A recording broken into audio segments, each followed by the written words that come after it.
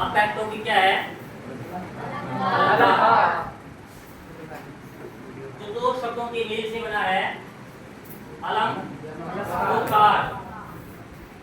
अलंकार का मतलब है सजाना, कार का मतलब करने वाला, अर्थात जो सजाने में मदद करे, जो सुंदर लगने में मदद करे, जो सुंदरता को बढ़ाए, क्या है? अलंकार है। ये दलील दी जाती है कि जिस तरह से औरतें अपने आप को सुंदर दिखाने के लिए गहनों का प्रयोग करती हैं, उसी तरह से काव्य को सुंदर बनाने के लिए अलंकारों का प्रयोग किया जाता है। अर्थात काव्य का वह रूप जो उसकी शोभा बढ़ाए, उसे अलंकार कहते हैं।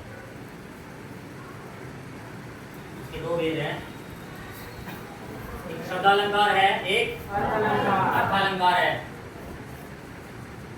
शब्द के कारण, इसके अंदर शब्द है, इसके अंदर अर्थ है। शब्द के कारण काव्य की शोभा बढ़े, इसे शब्दालंकार कहते हैं। जैसे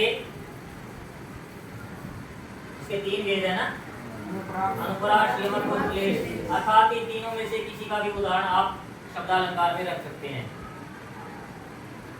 जैसे अनुप्रास, रघुपति राघव राजा राम। और आपके जो शब्दालंकार के उदाहरण है, शब्दालंकार में जितने भी आपके अलंकार हैं, अर्थालंकार में जितने भी अलंकार हैं, उन किसी एक में से भी आप अलंकार की का उदाहरण दे सकते हैं। परिभाषा के बाद आप उसका उदाहरण बता सकते हैं। थोड़ा सा इधर है कि उपमेय है और उपमान है, क्या है जिसका हम जिक्र कर रहे हैं वो उपमेय कहलाता है। जिसके साथ हम तुलना कर रहे हैं वो उपमान है। क्योंकि इनका जिक्र आएगा, आपको पता होना चाहिए कि उपमेय क्या होता है और उपमान क्या होता है। तो सबसे पहला आपका क्या है? अनुप्रास अलंकार।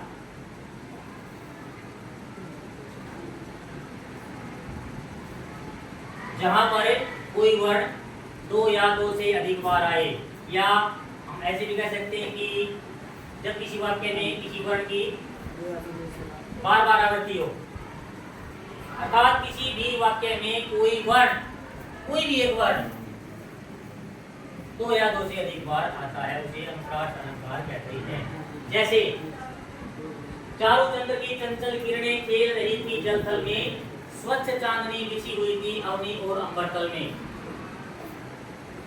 रघुपति राघव राजा राम। कुकी कुकी केकी कलित कुंजन करत कपोल। हर शब्द में कह की आवृत्ति हुई है।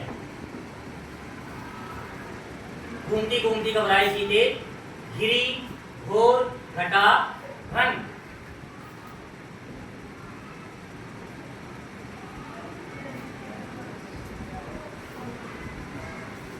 की कला की हर कला कौशल। 1 2 3 4 5 अनुप्रास अलंकार। पंडित लक्ष्मीचंद का वाक्य है, इकरार में आता है, शील सबर संतोष श्रद्धा। अब ये देखना कि स की आवृत्ति हर शब्द में आ रही है। शील सबर संतोष श्रद्धा, धर्म समाई सेयु साधन, संत शरीर कार समता। स की आवृत्ति हुई है। की कला की हर कला कौशल, तू है आत्मा मेरे शरीरे। ये वाक्य मैंने इसलिए लिखा है, इसमें अलंकार ही अलंकार है। की कला की हर कला कौशल, तू है आत्मा मेरे शरीरे। अब बड़ी झुर्रिया हुई वृथा, तू धीरे धीरे धीरे परगत शिक्षा विमानो तू। सदा ममता रस बरसाती, तूने जन्म दिया है मुझको।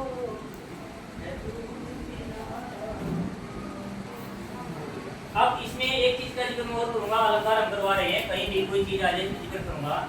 ये कहते हैं कि हम अपने से बड़ों को सम्मान देने के लिए आप शब्द का प्रयोग करते हैं। आप करते हैं।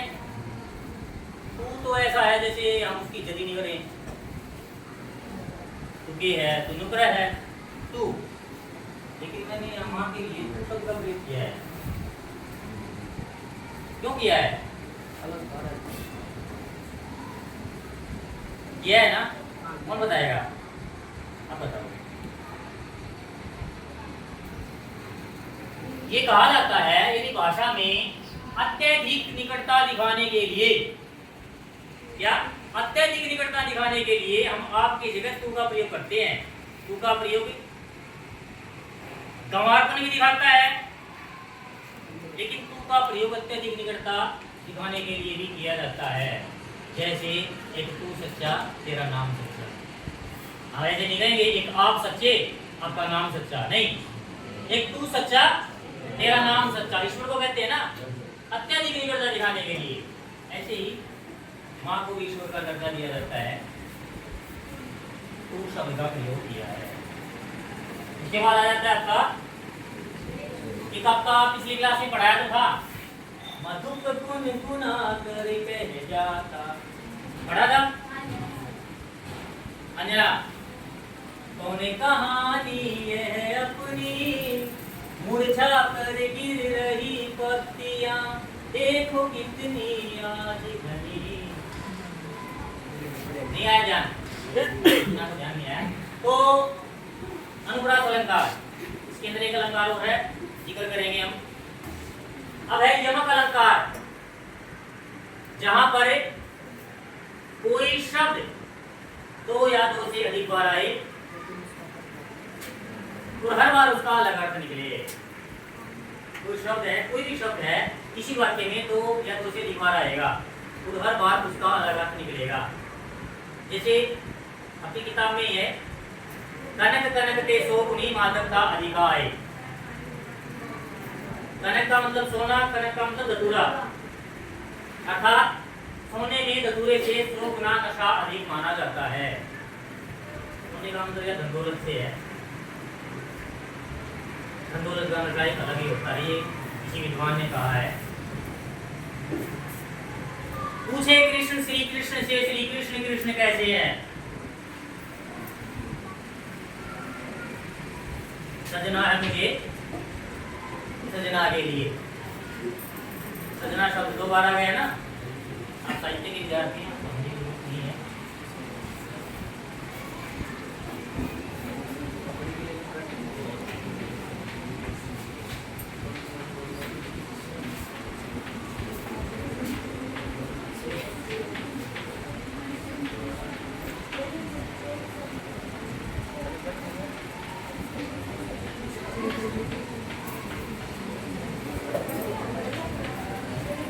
मेरी पिता की पहली लाइन है, पूछे कृष्ण श्री कृष्ण से, श्री कृष्ण कृष्ण कैसे है? एक शब्द 4 बार आया है, चारों बार इसका अलग अर्थ है। यशोदा के नंद लाला या कबीर ब्रह्म जैसे हैं, यानी सगुण और निर्गुण का मैंने यहाँ दिखाया है। कृष्ण का मतलब है कवि के लिए प्रयोग हुआ है, ये गुरु के लिए प्रयोग हुआ है, ये भगवान श्री कृष्ण के लिए प्रयोग हुआ है, और इसका मतलब है काला। कृष्ण का मतलब काला भी होता है। का है कृष्ण, ठीक है कृष्ण है, कह रही रस्ती, संस्कृत में नहीं पढ़ते हो।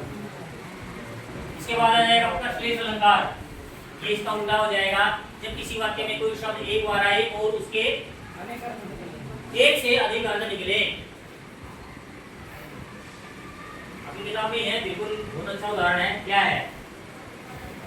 रहीमन पानी रात ये दिन पानी सब सुम, पानी गए न उड़े मोती मानुष सुम। तो पानी के यहाँ 3 अलग अलग संदर्भों में मोती के लिए, मानुष के लिए, मनुष्य के लिए और चून के लिए अलग अलग अर्थ प्रकट होता है। मनुष्य के लिए इज्जत है, मोती के लिए चमक है, और चून को चूना भी कह सकते हैं हम। पानी को मिलाने से प्रयोग किया जाएगा, या आटे के लिए भी हम इसको प्रयोग कर सकते हैं। आटा जिसकी रोटियाँ बनाई जाती है, पानी को मिलाकर ही हम इसका प्रयोग करते हैं। तो ये आपका शब्दालंकार है। अर्थालंकार आपका कल करवाएंगे, इसके 2 टुकड़े कर देते हैं। कुछ आया समझ में? Thank you.